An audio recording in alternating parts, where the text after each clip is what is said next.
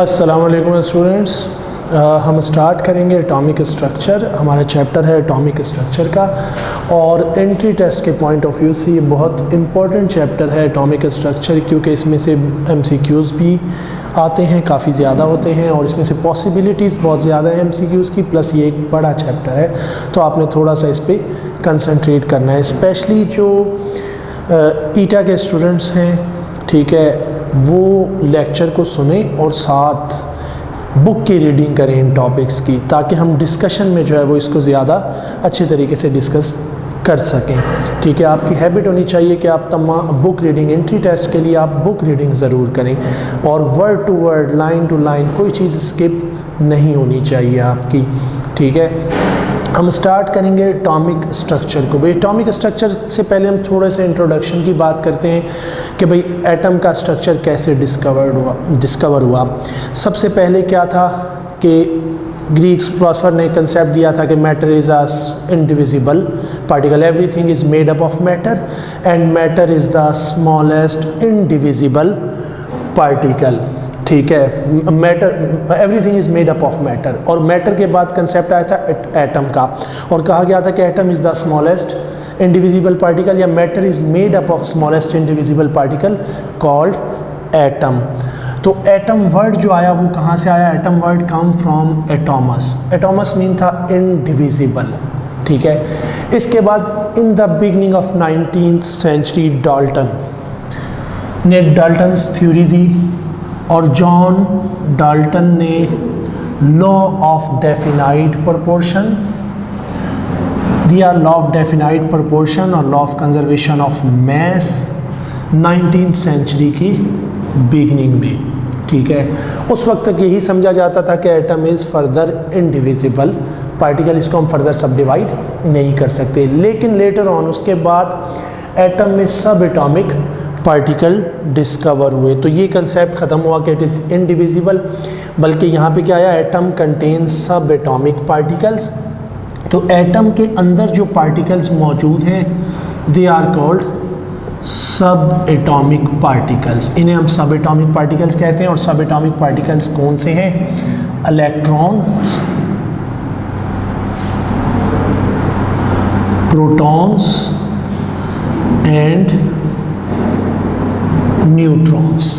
ठीक है, तो हमें ये पता होना चाहिए कि what is matter. Matter is, everything is made up of matter. Matter is made up of atom. Atom is the smallest particle which cannot be further subdivided and which take part in a chemical reaction. Atom को हम इस तरह से भी define करते हैं कि further indivisible and which take part in a chemical reaction. Reaction में एटम पार्टिसिपेट करता है, हिस्सा लेता है। उसके बाद हमारे पास क्या आया? Further subatomic particle discover हुए एटम के अंदर कि atom contain subatomic particles and fundamental particles are electron, proton and neutrons. तो हम बात करते हैं how these particles are discovered. इन पार्टिकल की डिस्कवरी हमें मालूम होना चाहिए, हमें की पॉइंट्स मालूम होने चाहिए इन पार्टिकल्स की डिस्कवरी से रेलिवेंट। तो हम डिस्कवरी ऑफ इलेक्ट्रॉन, प्रोटॉन और न्यूट्रॉन को पहले देखते हैं। सबसे पहले हम बात करते हैं डिस्कवरी ऑफ इलेक्ट्रॉन की। How electron was discovered? Electron was discovered bye discharge tube experiment. हमें पता होना चाहिए इलेक्ट्रॉन डिस्कवर हुए डिस्चार्ज ट्यूब एक्सपेरिमेंट से।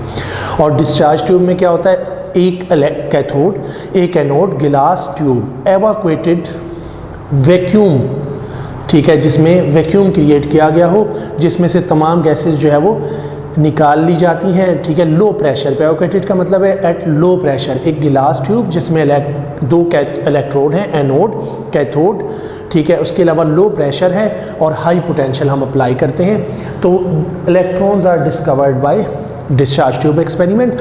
Protons are also discovered by discharge tube experiment. Proton भी डिस्चार्ज ट्यूब एक्सपेरिमेंट से discover हुए, लेकिन फ़र्क क्या था? In discovery of electron simple discharge tube is used, in discovery of proton perforated cathode is used in a discharge tube. ठीक है, तो ये डिफरेंस आपने याद रखना है कि इन discharge tube with perforated cathode is used for discovery of protons. Protons की डिस्कवरी के लिए ये यूज़ हुई। इसे हम कहते हैं केनाल रे एक्सपेरिमेंट। केनाल इसका मतलब है रास्ता।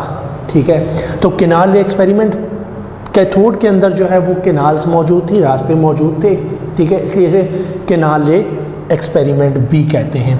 अच्छा, उसके बाद क्या है, जब डिस्चार्ज ट्यूब एक्सपेरिमेंट किया गया, ठीक है, तो यहाँ पे गैस ने इलेक्ट्रिसिटी कंडक्ट की क्योंकि 2 इलेक्ट्रोड थे और उसके बाद उनके दरमियान क्या था, फ्री स्पेस, ठीक है, खाली जगह थी।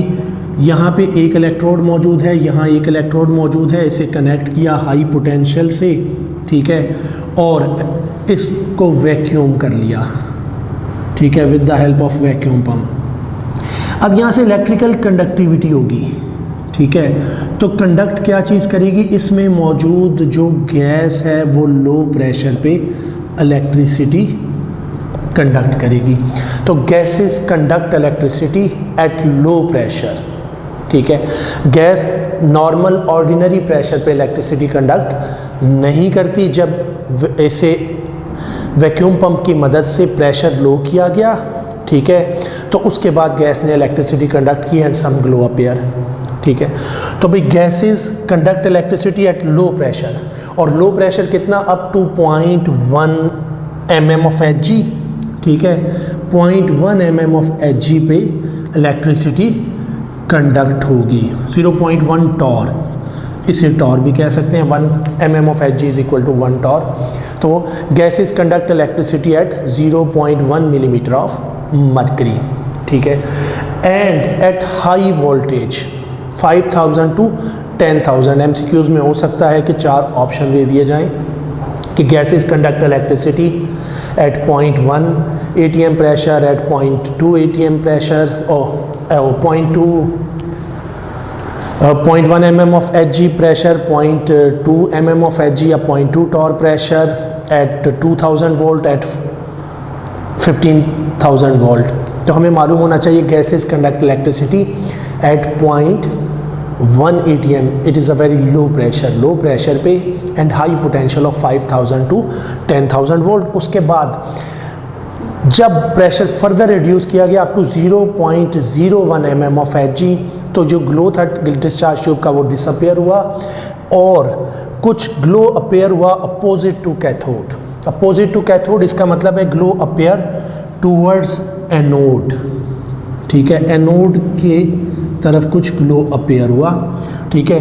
अब पता ये चला कि कुछ रेज हैं जो ट्रेवल कर रही हैं from cathode towards anode and these rays are called cathode rays by Goldstein, ठीक है। गोल्डस्टेन ने इन रेज को कैथोड रेज का नाम दिया। अगर हम प्रोटॉन की डिस्कवरी की बात करेंगे, हमने कहा it is also discover by discharge tube experiment, ये भी डिस्चार्ज ट्यूब से डिस्कवर हुई, लेकिन डिस्चार्ज ट्यूब में डिफरेंस क्या था, परफोरेटेड का मतलब है जालीनुमा जिसमें सुराख हो, ठीक है, परफोरेटेड कैथोड इज यूज्ड, ठीक है। दूसरा डिफरेंस क्या था, रेज मूव टूवर्ड्स कैथोड, ठीक है, वहाँ पे क्या था, opposite to cathode towards anode, यहाँ पे रेज मूव की towards cathode and they pass through the canals, ये उन कैनाल्स में से, उन परफोरेशंस में से पास हुई और उसके बिहाइंड, कैथोड के बिहाइंड इसने ग्लो अपीयर किया। इसका मतलब है ये मूव कर रही थी फ्रॉम एनोड टूवर्ड्स कैथोड। तो जब डिस्कवरी ऑफ प्रोटॉन हुई तो rays move from cathode towards anode, cathode से एनोड की तरफ मूव कर रही थी, ठीक है। और यहाँ पे how cathode rays are produced या why cathode rays are produced, cathode rays are produced by collision of, how anode rays are produced, sorry इन रेज को हम कहेंगे anode rays, positive rays. How positive rays are produced by collision of cathode rays with gas molecule, जब gas molecule के साथ जो भी gas मौजूद है कैथोड रेज का कोलिजन हुआ। कैथोड रेज क्या थे, नेगेटिवली चार्ज पार्टिकल, ठीक है। They eject electron and convert it into positive ion, ठीक है। कैथोड रेज जब स्ट्राइक की गैस पार्टिकल पे, कोई भी गैस है, मैं यहाँ हीलियम कर देता हूँ सपोज, तो इसने He पॉजिटिव बनाया और इसका इलेक्ट्रॉन इजेक्ट कर लिया, ठीक है। तो असल में जो पॉजिटिव रेज हैं वो क्या थे, गैशियस आयंस थे, ठीक है, पॉजिटिवली चार्ज गैसियस आयंस। अब यहाँ पे एक चीज़ हमें मज़ीद मालूम होनी चाहिए, इसका मतलब है अगर मैं यहाँ हीलियम यूज़ करूँगा तो चार्ज टू मैस रेशो मुख्तलिफ होगा। अगर मैं यहाँ नियॉन गैस यूज़ करता हूँ डिस्चार्ज ट्यूब में तो जो पॉजिटिव रेज जनरेट होंगी उनका चार्ज टू मैस रेशो मुख्तलिफ आएगा। ठीक है, इसका मतलब है यहाँ पे मैं ऐड करता हूँ एक बात कि डिस्चार्ज ट्यूब एक्सपेरिमेंट में या डिस्कवरी ऑफ प्रोटॉन में nature of positive rays depend upon, ठीक है, charge to mass ratio of positive rays depend upon nature of gas, ये गैस की नेचर पे डिपेंड करेगा, जबकि यहाँ पे ऐसा नहीं है। तो प्रोटॉन रेज डिपेंड अपॉन, ठीक है, positive rays depend upon nature of gas पे डिपेंड करेंगी।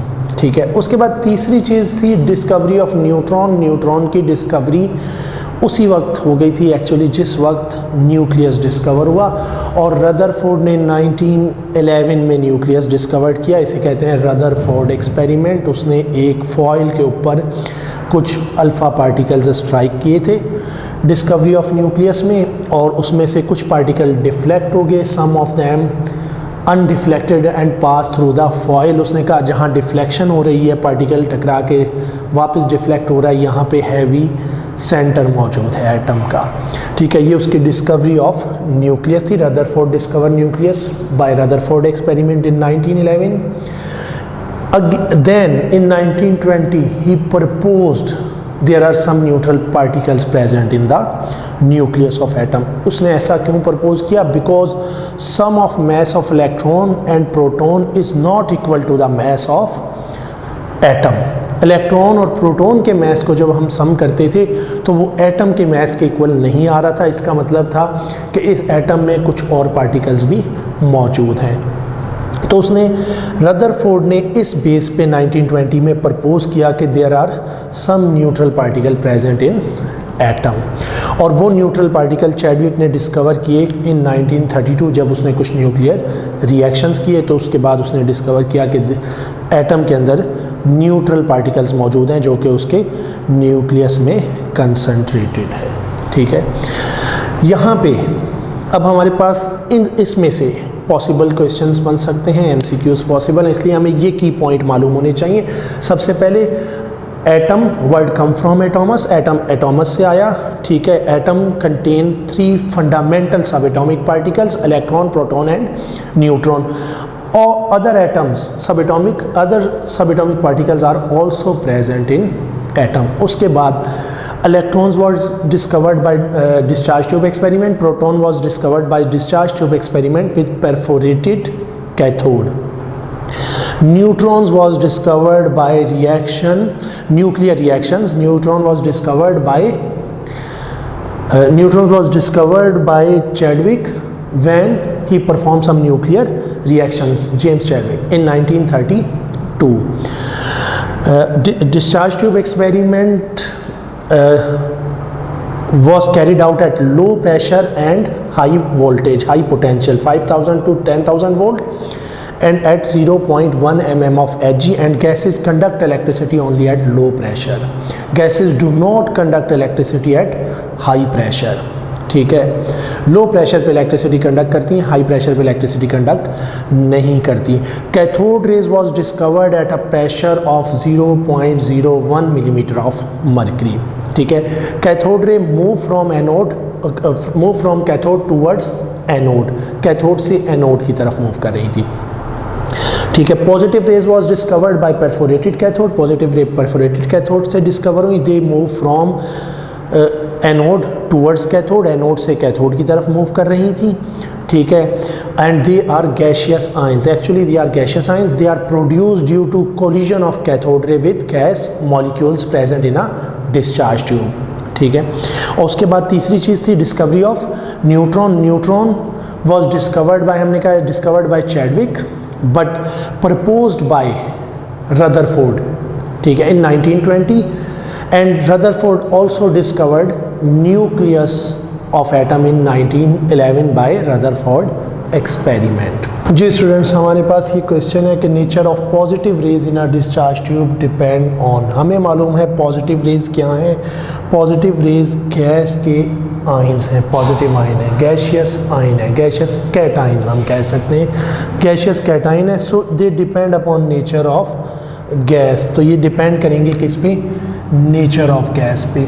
हमने बात की कि हमें इस discovery of electron, proton and neutron के की पॉइंट्स मालूम होने चाहिए। अगर इनमें से कोई भी एमसीक्यूज़ में आता है तो हमें मालूम हो कि क्या कंडीशंस थी, ठीक है, किस किस एक्सपेरिमेंट में क्या क्या डिफरेंस था। स्टूडेंट्स, अभी हमने बात की discovery of electron, proton and neutron के, how electron, proton and neutron was discovered, by which persons they are discovered, and basic experiment के की पॉइंट्स क्या थे। इलेक्ट्रॉन की डिस्कवरी में हमें क्या पता होना चाहिए, प्रोटॉन की डिस्कवरी में हमें क्या मालूम होना चाहिए, न्यूट्रॉन की डिस्कवरी की क्या इन्फॉर्मेशन हमारे पास होनी चाहिए to attempt the MCQs question. अब हम बात करते हैं properties of cathode rays, positive rays and neutrons.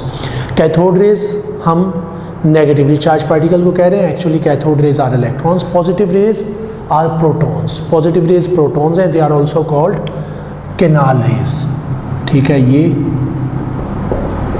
Canal raise भी कहलाएंगी, ठीक है। ये कैथोड रेज हैं, नेगेटिव रेज, और लास्ट ये है न्यूट्रॉन्स।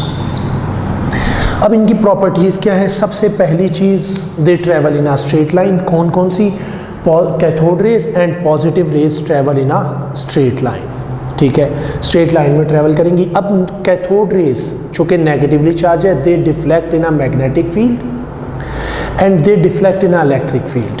ये प्रॉपर्टी केनाल रेज की भी होगी, पॉजिटिव रेज की भी होगी। Positive rays also deflect in a magnetic field and electric field. अब इलेक्ट्रिक फील्ड में क्या होगा, cathode rays deflect toward positively charge electrode या positive plate, canal rays deflect towards negative plate. ये पॉजिटिव प्लेट की तरफ डिफ्लेक्ट करेंगी क्योंकि इन पे नेगेटिव चार्ज है, they deflect toward negative electrode, negative plate, क्योंकि इन पे क्या है, पॉजिटिव चार्ज है, ठीक है। Both travel in a straight line, they also travel in a straight line, ठीक है। अब जब कैथोड रेज को पास किया गया, स्ट्राइक किया गया पैडल व्हील पे, तो दे रोटेट पैडल व्हील। तो हमें ये मालूम होना चाहिए cathode rays rotate paddle wheel, इसका मतलब दे आर मटीरियल पार्टिकल्स, और मटीरियल पार्टिकल्स हैं तो they have some kinetic energy and momentum. इनके पास काइनेटिक एनर्जी होगी, they possess kinetic energy and momentum, ठीक है। अच्छा, मैग्नेटिक फील्ड में बैंड करेंगी at right angle to the line joining the two fields, ठीक है। They deflect in a magnetic field हम सिंपली कह सकते हैं। उसके अलावा जब मेटल पे स्ट्राइक करेंगी तो मेटल ग्लो, इसका मतलब है they produce heat, when strike on a thin metal foil. जब cathode rays thin metal foil पे स्ट्राइक करेंगी तो हीट प्रोड्यूस करेंगी। And when they strike on anode they produce X rays. जब एनोड पे स्ट्राइक करेंगी तो एक्स रेज प्रोड्यूस होंगी। दे आयोनाइज गैसेस, ये बात हम डिस्कवरी ऑफ पॉजिटिव रेज में पढ़ चुके हैं कि positive rays produce due to ionisation of gases when cathode rays strike on it. इसी तरह केनाल रेज की प्रॉपर्टीज़ या पॉजिटिव रेज की प्रॉपर्टीज़ क्या हैं। Positive rays deflect toward negative plate, they also travel in a straight line, charge to mass ratio is smaller than cathode rays. ये बहुत important property है, ठीक है। Charge to mass ratio positive rays का small होगा then cathode rays. वजह क्या है, charge of electron is equal to charge of proton, ठीक है। मैग्नीट्यूड ऑफ चार्ज इलेक्ट्रॉन और प्रोटॉन का इक्वल है, ठीक है। और वो कितना है, हाँ जी 1.6 इंटू 10 टाइम माइनस 19 कूलम है। इसका चार्ज भी 1.67 इंटू 10 टाइम माइनस 19 कूलम है। इसका चार्ज भी 1.67 इंटू 10 टाइम माइनस 19 कूलम है। लेकिन सिर्फ डिफरेंस क्या है, ठीक है, 1.6 इंटू 10 टाइम माइनस 19, इसे हम कहते हैं 1.6 इंटू 10 टाइम माइनस 19। इलेक्ट्रॉन का नेगेटिव चार्ज है, प्रोटॉन का पॉजिटिव चार्ज है। इसका मतलब है दोनों का चार्ज तो सेम है, लेकिन मैस ऑफ इलेक्ट्रॉन क्या है? मैस ऑफ इलेक्ट्रॉन बहुत कम है, 9.1 into 10 time minus 31, 9.1 into 10 time minus 31 kilogram. जबकि मैस ऑफ प्रोटॉन और मैस ऑफ न्यूट्रॉन कितना है? 1.67 इंटू 10 टाइम माइनस 27 किलोग्राम।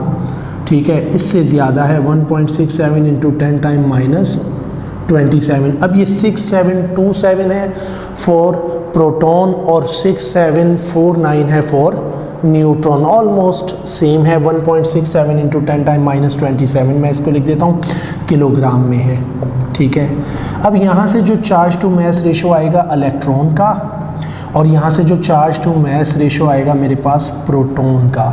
तो यहाँ पे क्या है, अगर मैं एक वैल्यू को स्मॉल वैल्यू से डिवाइड करता हूँ, ठीक है, सपोज 2 डिवाइडेड बाय 1 मेरे पास 2 है, अगर मैं 2 डिवाइडेड बाय 4 करता हूँ तो मेरे पास 0.5 है। जब ये वैल्यू लार्ज होगी तो हमारे पास स्मॉल वैल्यू आंसर में आएगी डिवाइड होने के बाद। तो यहाँ पे चूँकि मैस प्रोटॉन और का ज़्यादा है इलेक्ट्रॉन से, तो चार्ज टू मैस रेशो की वैल्यू क्या होगी? स्मॉल होगी। Charge to mass ratio is smaller than cathode rays. अब यहाँ पे हमें एक और बात पता चलती है जो कि हमने याद रखनी है। एक और बात जो हमें पता चली जो कि हमने ज़हन में रखनी है वो क्या है? चार्ज टू मैस रेशो किस गैस का लार्ज होगा और किसका स्मॉल होगा। यहाँ पे क्वेश्चन पॉसिबल है कि भाई हमारे पास smallest value of charge to mass ratio, smallest value of E/M ratio belongs to, ठीक है, कोई भी क्वेश्चन हो सकता है कि लार्ज वैल्यू या स्मॉल वैल्यू। अब यहाँ पे मैं दे देता हूँ H2 है हमारे पास, ठीक है, He हीलियम है, नाइट्रोजन गैस है, ठीक है, हाइड्रोजन गैस है और इक्वल फॉर ऑल।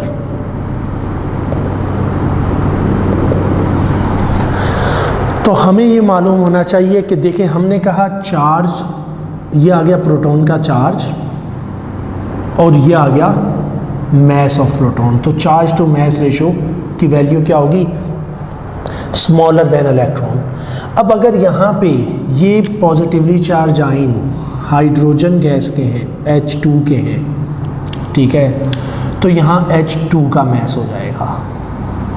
अगर ये N2 के होंगे तो यहाँ N2 का मैस होगा चार्ज टू मैस रेशो में, और N2 का मैस ज़्यादा होगा, H2 का मैस कम होगा। जितनी यहाँ स्मॉल वैल्यू होगी मैस की, उतनी लार्ज वैल्यू आएगी चार्ज टू मैस रेशो की, ठीक है। जितनी लार्ज वैल्यू मैस की होगी उतनी स्मॉल वैल्यू होगी चार्ज टू मैस रेशो की।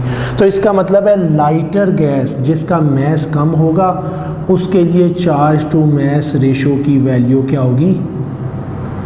लार्ज होगी, ठीक है। Charge to mass ratio is large for lighter gas. तो सबसे लार्ज वैल्यू होनी चाहिए हाइड्रोजन के लिए, largest value of charge to mass ratio. जिस गैस का मैस सबसे ज़्यादा होगा उसके चार्ज टू मैस रेशो की वैल्यू स्मॉल होनी चाहिए। तो अब इसमें से हम चूज़ कर सकते हैं भाई हीलियम, हाइड्रोजन, नाइट्रोजन। इसमें से सबसे ज़्यादा मैस नाइट्रोजन का है, तो चार्ज टू मैस रेशो की वैल्यू स्मॉलेस्ट होगी N2 के लिए।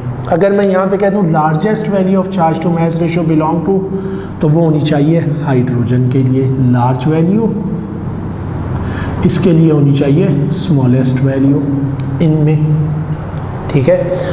तो यहाँ पे हमने कहा किनार रेज की क्या प्रॉपर्टी है? They deflect toward the positive rays और they deflect toward the negative plate.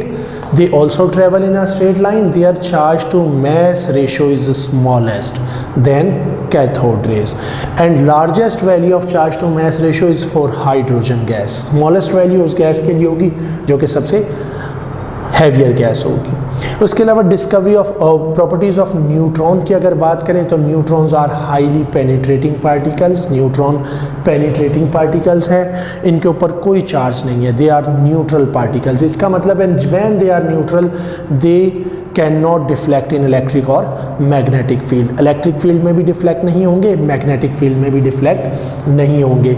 They knock out fast moving protons, ये फास्ट मूविंग प्रोटॉन्स अगर पैराफिन, मीथेन या किसी अल्केन पे स्ट्राइक करेंगे तो they knock out fast moving protons.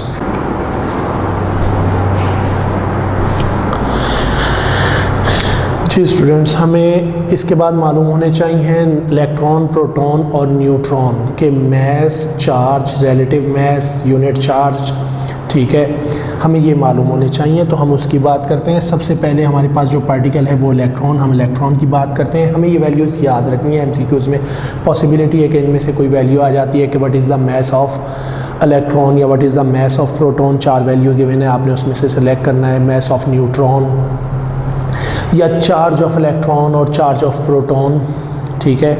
अब यहाँ पे आपने कुछ स्पेसिफिक वर्ड्स पे भी फोकस करना है एमसीक्यूज़ को देखते हुए, वो भी हम बाद में बात करते हैं। इलेक्ट्रॉन की अगर हम बात करें तो mass of electron 9.1 into 10 time minus 31, charge of electron 1.6 into 10 time minus 19 coulomb. अब यूनिट चार्ज ऑफ इलेक्ट्रॉन, एक इलेक्ट्रॉन का चार्ज हम कहते हैं -1, ठीक है, जबकि relative atomic mass of electron is 0.0055 AMU है, ठीक है। ये हमारे पास आ गया इलेक्ट्रॉन। हमारे पास नेक्स्ट पार्टिकल है प्रोटॉन। अब प्रोटॉन हम कहते हैं electron is negatively charge, proton is positively charge. इसका मतलब है इसका यूनिट चार्ज +1 हो जाएगा। Charge of proton 1.6 into 10 time minus 19 coulomb जो है, यहाँ पे -1.6 है तो यहाँ हो जाएगा +1.6 इंटू 10 टाइम माइनस 19 कूलम, क्योंकि हम कहते हैं electron are negatively charge, proton are positively charge and the charge magnitude of charge is equal but opposite. दोनों पे सेम चार्ज है, ठीक है, इक्वल मैग्नीट्यूड है, सिर्फ अपोजिट है, एक पे नेगेटिव और दूसरे पे पॉजिटिव। तो हम इसको +1.6 इंटू 10 टाइम माइनस 19 कूलम कर देंगे। अब ये इलेक्ट्रॉन का मैस है, इलेक्ट्रॉन इज लाइटर 10⁻⁻31 है, proton is heavier particle than electron. Proton का मैस इलेक्ट्रॉन से ज़्यादा है और ये है 1.6727 इंटू 10 टाइम माइनस 27 किलोग्राम, ठीक है। ये आ जाएगा हमारे पास मैस ऑफ प्रोटॉन। अब रिलेटिव मैस ऑफ प्रोटॉन कितना हो जाएगा? 1.0073 AMU है रिलेटिव मैस ऑफ प्रोटॉन, जो कि इलेक्ट्रॉन के मैस से ज़्यादा है। सिमिलरली हमारे पास तीसरा पार्टिकल है न्यूट्रॉन, और हमें मालूम है neutron is a neutral particle. Neutron पे कोई चार्ज नहीं है, तो न्यूट्रॉन का चार्ज नो चार्ज, ठीक है। न्यूट्रॉन पे कोई चार्ज नहीं है, न्यूट्रल पार्टिकल, तो चार्ज तो इसका कुछ भी नहीं है। अगर हम मैस ऑफ न्यूट्रॉन की बात करें तो mass of proton and mass of neutron is approximately equal होता है तकरीबन। इसीलिए हम कहते हैं कि mass of atom is sum of electron plus और sum of proton plus neutron. Mass of atom कितना होता है? Mass of proton plus mass of neutron. तो ये भी कितना है? 1.67, लेकिन 27 नहीं, 1.6749 इंटू 10 टाइम माइनस 27 है, ठीक है। लेकिन जब हम ऐड करते हैं तो हम इसे ऑलमोस्ट इक्वल ही कंसिडर करते हैं। इसीलिए हम किसी भी एटम का जब मैस लेते हैं तो हम प्रोटॉन प्लस न्यूट्रॉन को ऐड कर लेंगे, ठीक है। उसके बाद रिलेटिव एटॉमिक मैस की अगर बात करेंगे तो रिलेटिव एटॉमिक मैस भी ऑलमोस्ट सेम होगा। 1.0073 के बजाय हो जाएगा ये 87। जी स्टूडेंट्स, अगर हम देखेंगे कि एक इलेक्ट्रॉन कितने टाइम्स हैवियर है न्यूट्रॉन से, ठीक है, न्यूट्रॉन कितने टाइम हैवियर है इलेक्ट्रॉन से, तो हम क्या करेंगे? रिलेटिव मैस ऑफ न्यूट्रॉन 1.0087 को डिवाइड कर देंगे रिलेटिव मैस ऑफ इलेक्ट्रॉन से, जो कि 1.00055 है, ठीक है, नॉट 0055, 0.00055, इसके साथ हम डिवाइड कर देंगे। हमारे पास 18 समथिंग आएगा, 18, 30, 40, 30 के अराउंड कुछ आएगा। एक्चुअली इट इज़ 1842 टाइम्स, ठीक है। चूँकि ये हमने 4 और 5 सिग्निफिकेंट फिगर्स तक डिजिट लिए हैं, इसलिए हमारे पास थोड़ी सी कम आएगी, लेकिन हमें ये याद रखना है कि it is 1842 time heavier. Neutron is 1842 time heavier, और हम कह सकते हैं electron is 1842 time lighter than neutron, ठीक है। तो ये है हमारे पास। तो हमारे पास MCQs में ये भी पॉसिबिलिटी होती है कि पूछ लिया जाए proton is how much heavier than electron, तो हम क्या करेंगे, relative mass of proton divided by relative atomic mass और रिलेटिव मास ऑफ इलेक्ट्रॉन, हम इसको इससे डिवाइड कर दें, हमारे पास आ जाएगा कि कितने टाइम हैवियर है, या ये कितने टाइम इलेक्ट्रॉन कितने टाइम लाइटर है। स्टूडेंट्स, हमने बात की है अभी तक कि how electron, proton and neutron was discovered, what are the properties of electron, proton and neutrons, mass and charge and relative mass of electron, proton and neutrons क्या है, ठीक है। हमारा नेक्स्ट जो टॉपिक है वो है प्लांक्स क्वांटम थ्योरी, ठीक है। What is Planck's quantum theory? Planck's quantum theory क्या है, हम इसके की पॉइंट्स की बात करते हैं। भाई प्लांक्स ने जो quantum theory the, it is about the absorption and emission of light. Planck's quantum theory explain the emission and absorption of energy, generally हम एनर्जी कह सकते हैं, और स्पेसिफिकली अगर ये लाइट की एब्जॉर्प्शन या इमिशन को भी एक्सप्लेन करती है। तो what is Planck's quantum theory? Planck's quantum theory या what Planck's quantum theory explain the absorption of and emission of energy और light, and according to Planck's quantum theory energy emit और absorb in a discontinuous manner। तो हमें दूसरी बात जो याद रखनी है, दूसरी बात क्या है, it explain absorption and emission of energy और light, energy emit और absorb in a discontinuous manner, ठीक है। absorption और emission of energy या light जो भी होगा वो डिसकंटिन्यूस होगा, ना कि कंटिन्यूस होगा। अब वो डिसकंटिन्यूस जो होगा, according to Planck's quantum theory, energy absorb और emit in the form of quanta. Energy के केस में हम क्वांटा कहेंगे, if it is light then it is called photon, ठीक है। एनर्जी इमिट और absorb in the form of photon, and these are called wave packets. इन्हें हम wave packet कहते हैं क्योंकि डिसकंटिन्यूस है। तो according to Planck's quantum theory energy wave packet की फॉर्म में इमिट या एब्जॉर्ब होगी, ना कि ये एक कंटिन्यूस वेव है, ठीक है। ये क्या है, स्मॉल पैकेट्स ऑफ एनर्जी कोई भी चीज़ इमिट करेगी या एब्जॉर्ब करेगी। अब प्लांक्स क्वांटम थ्योरी के मुताबिक energy is directly proportional to frequency, ठीक है। उस वेव पैकेट की एनर्जी फ्रीक्वेंसी ऑफ रेडिएशन के डायरेक्टली प्रोपोर्शनल होगी। E is proportional to mu and E is equal to h mu. This is called Planck's equation, इसे हम Planck's equation कहते हैं, जिसमें h जो है वो प्लांक्स कांस्टेंट हो जाएगा, ठीक है। ये क्या है, प्लांक्स कांस्टेंट है, ठीक है। इसके अलावा प्लांक्स क्वांटम थ्योरी कहती है E is equal to n h mu. इसका मतलब है एनर्जी इमिट और absorb in a whole number, ठीक है। n की वैल्यू 1 हो सकती है, 2 हो सकती है, 3, 4, 5, 6 एंड सो ऑन, ठीक है। अब इसका मतलब क्या है, इसका मतलब ये है कि कोई भी बॉडी जब एनर्जी इमिट या एब्जॉर्ब करेगी, इधर इट एब्जॉर्ब 1 फोटोन और 2 फोटोन और 3 फोटोन, और it emit 1, 2, 3 and so on photons, not 1.5। ऐसा नहीं कि कोई चीज़ 1.5 फोटोन एब्जॉर्ब कर ले और आधा फोटोन छोड़ दे, कहे मुझे नहीं चाहिए, इट इज़ नॉट पॉसिबल। तो इसीलिए इसे कहते हैं क्वांटम थ्योरी। क्वांटम वर्ड आया from quantized, energy is quantized, ठीक है। A body can emit और absorb energy in a quantized manner। 1, 2, 3, 4 packet of energy emit या एब्जॉर्ब होंगे, ठीक है। 2.25, 4, 3.5, 1.5, 2.5, ऐसा नहीं है कि जितना फोटोन चाहे एब्जॉर्ब कर लिया, जितनी एनर्जी चाहिए जो है वो एब्जॉर्ब ना की उस फोटोन में से। डिसकंटिन्यूस है तो या तो 1 फोटोन एब्जॉर्ब होगा, या 2 होंगे, या 1 इमिट होगा, या 2 होंगे, या 4 होंगे, 6 होंगे, 3 होंगे, 5 होंगे, ठीक है। 1, 2, 3 होल नंबर में होगी। इसे कहते हैं प्लांक्स क्वांटम थ्योरी।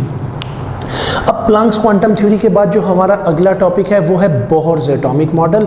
और बोहर एटॉमिक मॉडल जो था वो प्लैंक्स क्वांटम थ्योरी की बेस पे बोहर ने प्रपोज किया। जो बोहर्स एटॉमिक मॉडल था उसने जो मॉडल दिया, मॉडल ऑफ एन एटम, उसका जो बेसिक थीम था वो प्लैंक्स क्वांटम थ्योरी थी। And according to Bohr, electron emit और absorb energy when it jump from one orbit to another orbit.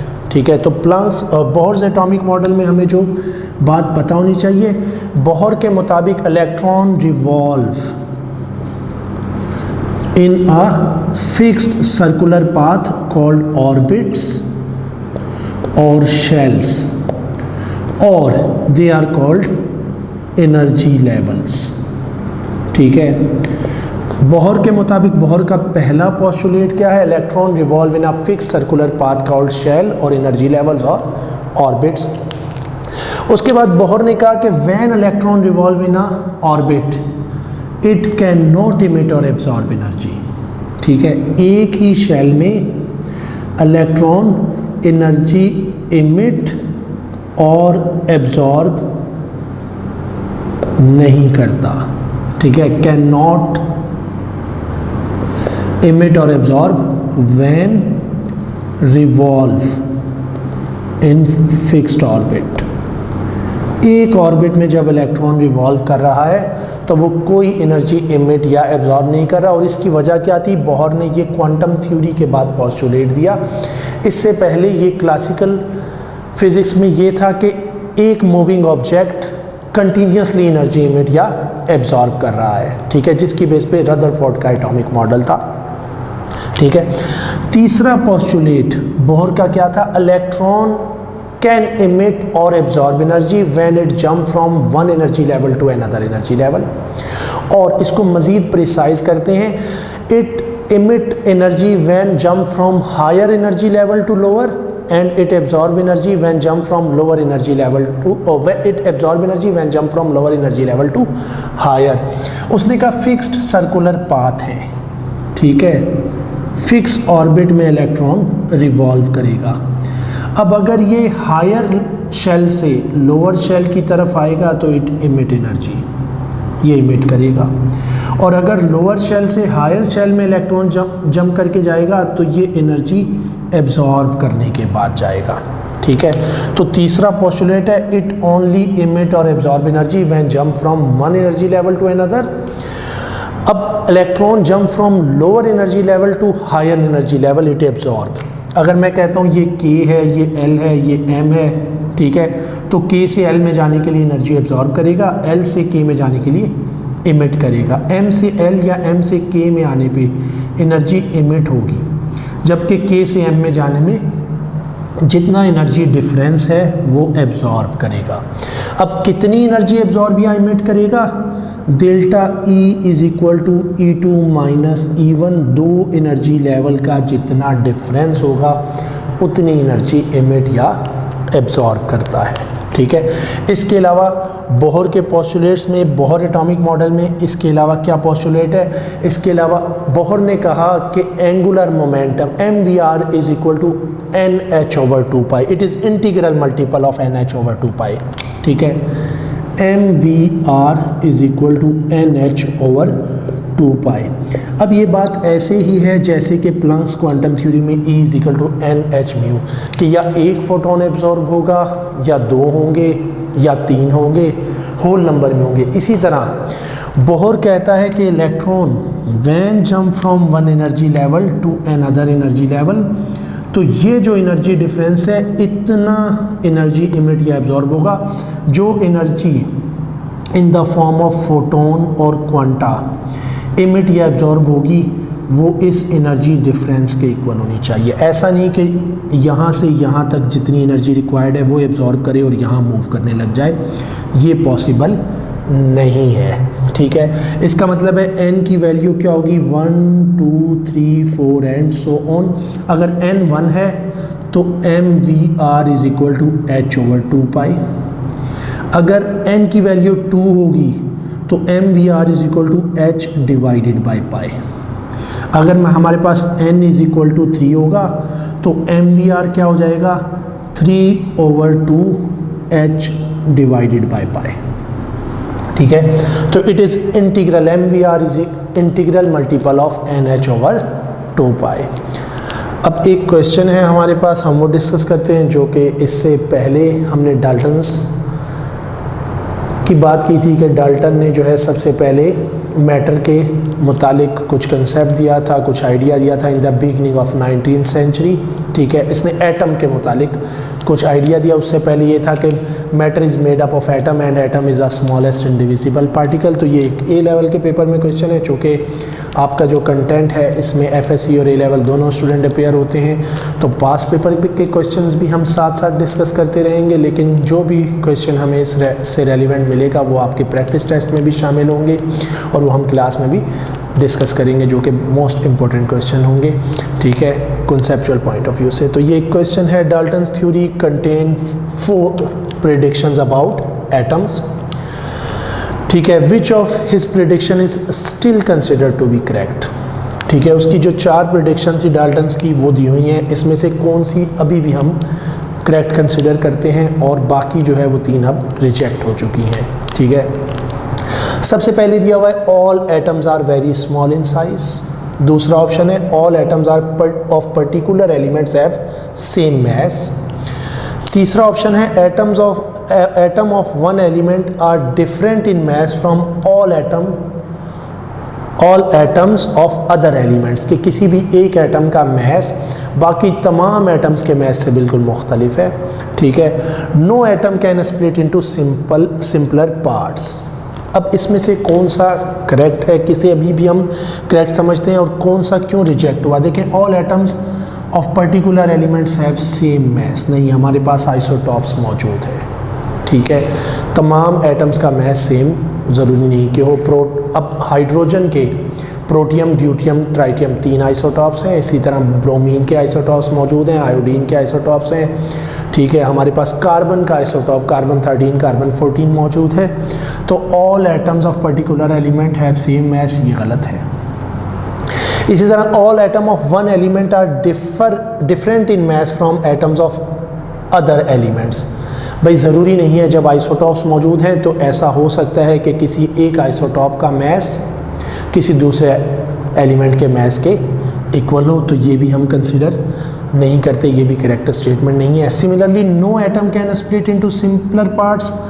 ठीक है, atom is no more further indivisible particle, इसको हम फर्दर इंडिविजिबल पहले ये था कि इट इज़ इंडिविजिबल पार्टिकल, अब हम कहते हैं इट इज़, ये डिविजिबल है। इट कंटेन्स सब atomic particle, electron, proton and neutron और न्यूक्लियर रिएक्शंस हमारे पास मौजूद हैं, तो हम इसमें फर्दर जो है वो डिवीज़न करते हैं। जबकि ये जो स्टेटमेंट है all atoms are very small in size, it is still correct.